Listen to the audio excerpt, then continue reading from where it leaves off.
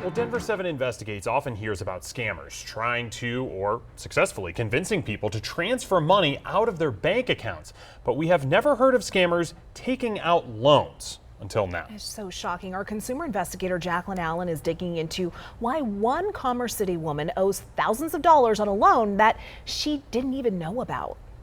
The tree will grow. For years now, this Commerce City mom has been rebuilding her credit. I've been working to pay off debt, not acquire more debt. So a phone call from what appeared to be Navy Federal Credit Union sent Rhiannon Pearson into a panic.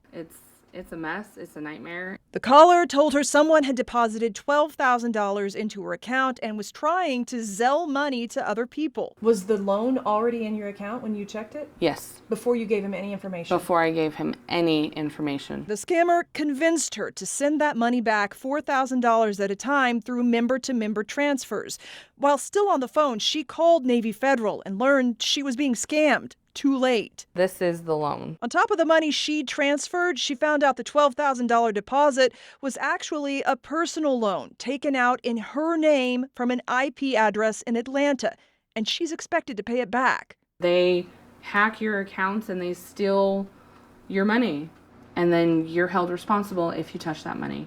And I had no idea. Denver 7 Investigates reached out to Navy Federal. In a statement, a spokesperson says they can't comment on specific cases, but, quote, "We continue working to develop resources and educational material aimed at fraud prevention and protection." Are the banks taking enough accountability? I actually feel that they're probably not. David Weber is a forensic accountant and a certified fraud examiner who says banks and credit unions already have technological solutions to prevent what's known as victim-assisted fraud, but they don't use them. Your victim's case is she is a resident of Colorado, and you can use geofencing to easily establish where somebody is when they're applying for a loan. He says banks have found a loophole in consumer protection laws. If people are tricked into authorizing, somehow they're not protected.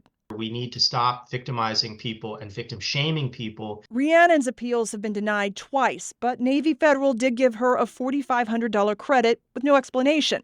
As far as making a $400 a month payment for a loan she never took out, I'm going to fight it. And if worse comes to worst, I've already been talking to other avenues, and I would have to file for bankruptcy at that point. Denver 7 Investigates has covered these imposter scams over and over and over. So I want to tell you some things the people from your banks or credit unions will never ask you to do.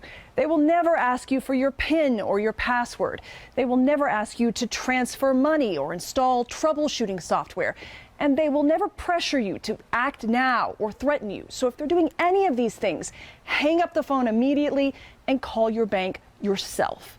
For Denver 7 Investigates, I'm Jacqueline Allen.